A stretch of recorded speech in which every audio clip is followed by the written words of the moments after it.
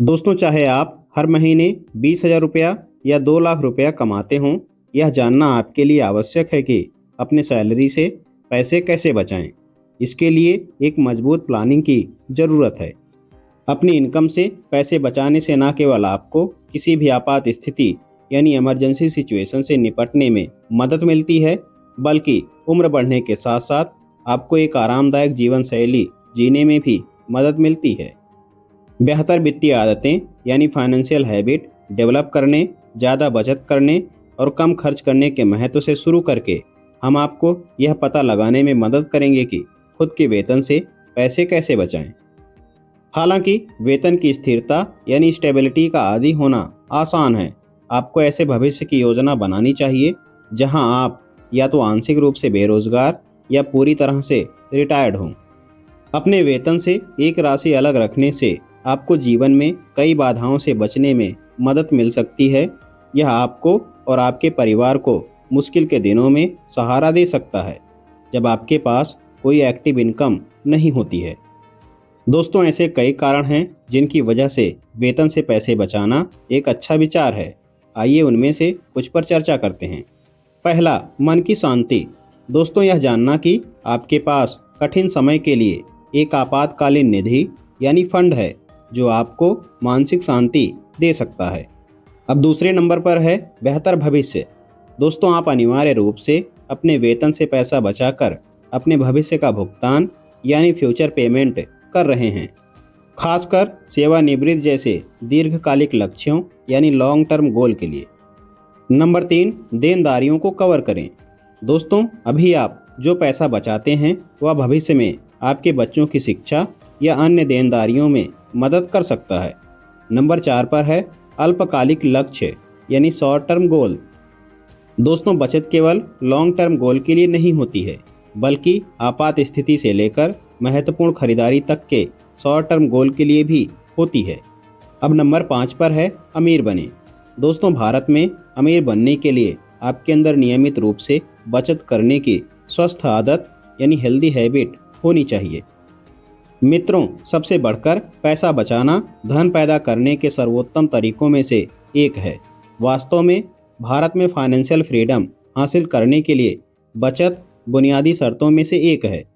अब आइए उन तरीकों पर चर्चा करें जिनसे आप अपने वेतन से अधिक पैसा बचा सकते हैं। दोस्तों, अपनी इनकम से पैसे बचाने के कई तरीके हैं, लेकिन वेतन यानी सैलरी से पैसे कैसे बचाएं, इसका पहला उत्तर पॉजिटिविटी यानी सकारात्मकता से शुरू होता है, जो कि है पैसे के साथ सकारात्मक संबंध यानी पॉजिटिव रिलेशनशिप डेवलप करें। अब चाहे वह आपकी बैलेंस शीट हो या पैसे के प्रति दृष्टिकोण, सकारात्मक रहना बहुत जरूरी है। इसलिए दोस्तों, पैसे के प्रति सकारात्मक दृष्टिकोण विकसित करके शुरुआत करें। अब जानें कि पैसा कैसे काम करता है, आपके लिए इसका क्या मतलब है से लेकर यह आपके जीवन को कैसे बेहतर बना सकता है। दोस्तों, वित्त यानी फाइनेंस से जुड़ी सभी चीज़ों के बारे में सही तरह का ज्ञान प्राप्त करके पैसे के बारे में आपके मन में मौजूद किसी भी नकारात्मक धारणा या गलत धारणा को दूर करें। एक बात और, पैसा बचाना और व्यक्तिगत वित्त यानी पर्सनल फाइनेंस को समझना एक सतत प्रक्रिया यानी ऑनगोइंग प्रोसेस है।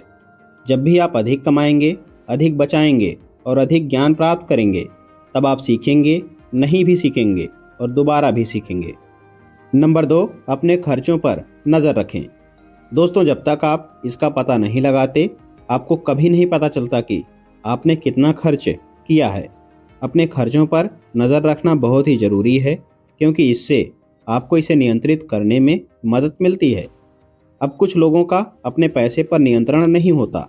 वे भविष्य के लिए कुछ भी बचाए बिना लापरवाही से खर्च करते हैं।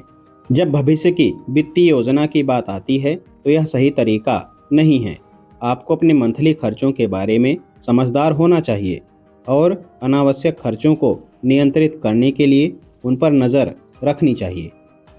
दोस्तों, यह हर महीने पैसे बचाने का सबसे अच्छा तरीका है। आपके खाते से निकलने वाले 1 रुपये का भी आपके पास हिसाब होना चाहिए। यह आपको किसकी याद दिलाता है, तो वह यह कि अपने पैसे के साथ सकारात्मक संबंध बनाना। नंबर 3 पर है एक बजट बनाएं। दोस्तों, बजट आपके जीवन के अलग अलग पहलुओं के लिए धन आवंटित यानी फंड एलोकेटेड करने की एक विधि है। आप जानते हैं, बजट बनाना पैसे बचाना सीखने का पहला नियम है। ऐसा करने के लिए आपको अपनी आय रिकॉर्ड करनी होगी और अपने खर्चों को नोट करना होगा। इससे आपको क्लैरिटी मिलेगी कि आप हर महीने कितनी बचत कर सकते हैं, आपको हर महीने कितना खर्च करना है और कितना बचाना है। इसका बजट बना सकते हैं। वैसे तो बजट बनाने के कई नियम होते हैं। फॉर एग्जाम्पल 50-30-20 नियम को ही ले लें।